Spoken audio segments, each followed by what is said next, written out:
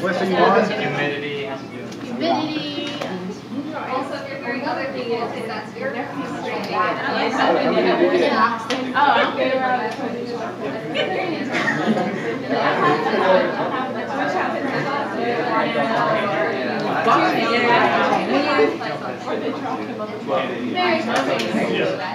Well, that's why the two-teacher system will work, because we kind of cover all of those, all issues with that.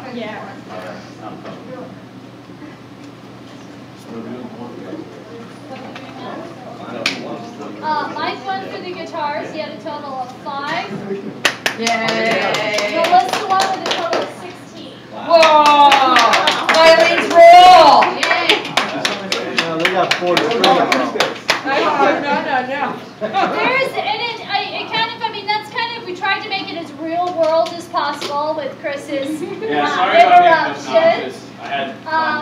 There's a lot of things that play in a factor. Sometimes you can tune an instrument and then it goes out of tune. It happened with one of the reference violins, like her violin just went out, you know, it happens. Sometimes you're in one peg and like everything else changes because, Yeah, even my own violin does that. But I think it gives us a good point. I think almost all of us, myself included, could work on that. You know, if you got a class of 20 kids, you got 5 minutes to tune. If we're getting 5 done in 10 minutes, the math just doesn't add up. It is really helpful. The stragglers that come in early, get them tuned up, they're knocked out of the way, and you know, really take advantage of that as prime time. Get them tuned up.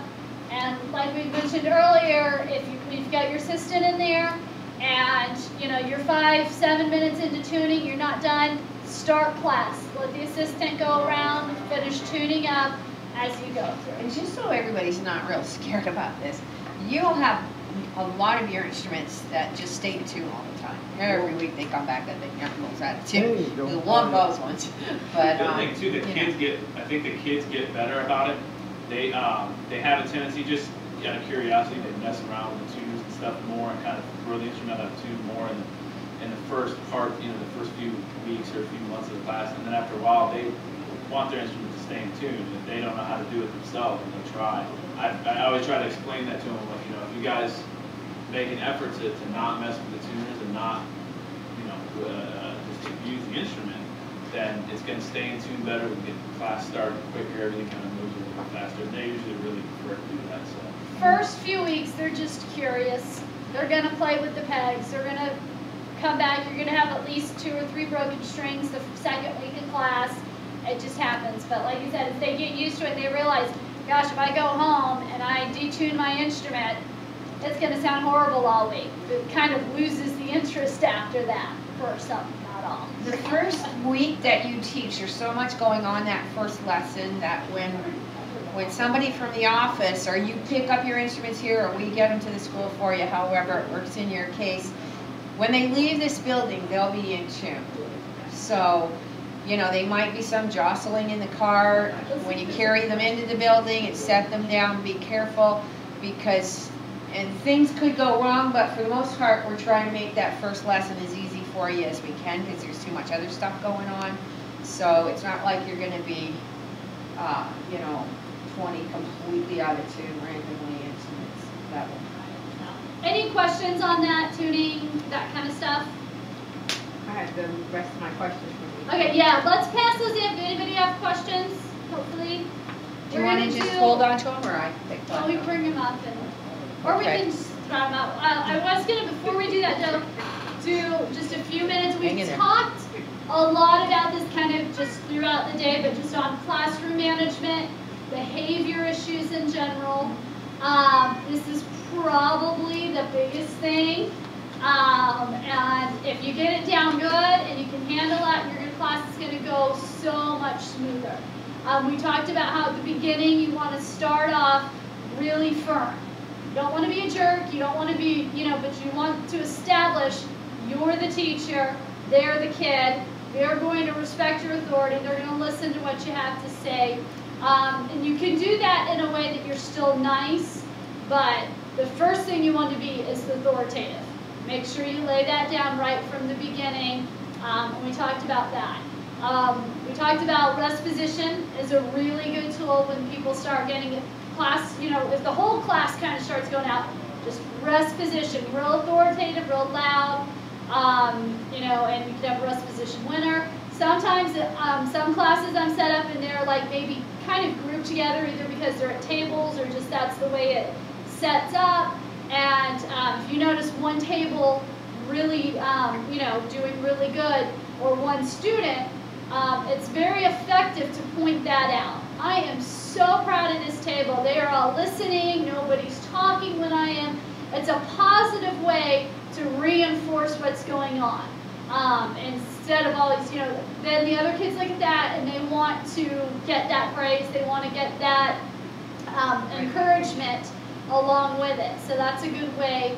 Another effective way, if you got a kid that just continually will not stop playing, will not put the guitar down, will not put the violin down, no matter what you say, he's still going at it. Take the instrument away.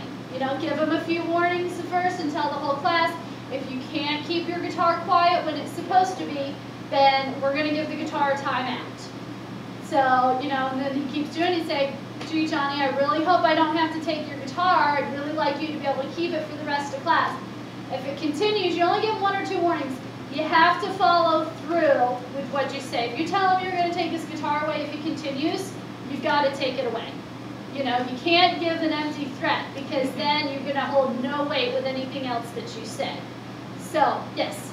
With violins, especially later on, after they kind of associate playing the sound coming out of the violin by using the bow, just taking the bow away, they're like, oh, I have no way to play. I mean, they can still clap, but they're just done when the bow's done. Yeah, so, you know, taking the instrument away, taking the bow away, turning off the amp are all really effective ways.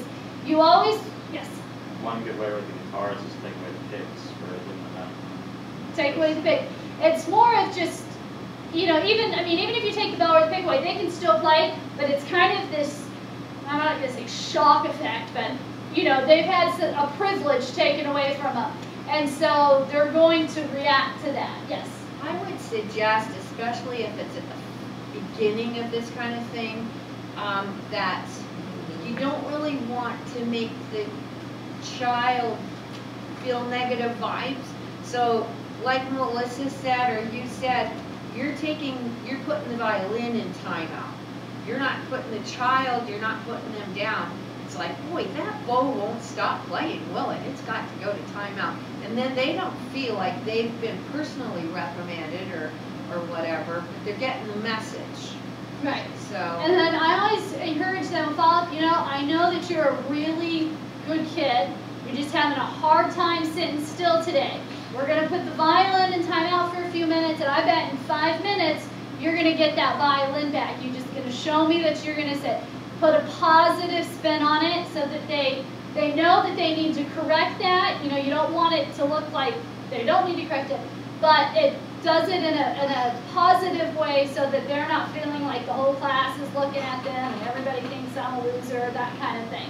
And then, you know, give them a chance to win the guitar, you know, say after a few minutes, gosh, I am so proud of you, Susie, because you've been so quiet. Now, you know, you can have your violin back, and I know it's going to stay quiet for the rest of the time. So that's, you know, a very effective way. Let's see. What else on that? Any thoughts, any questions on behavior? Sometimes, if you get a kid that continually acts out, continually misbehaves, it could be for a number of reasons. A very common reason is they're not getting what's going on in class. They're like totally lost. They have no idea where you are, and they don't want to look to everyone else in the class like they don't know what they're supposed to be doing.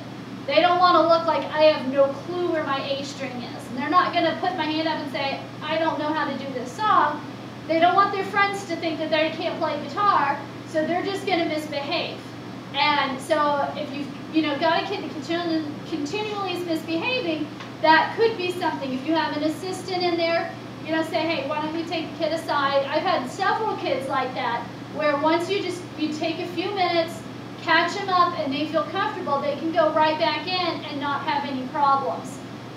You know, sometimes maybe they just need a little bit of individual attention. It is a group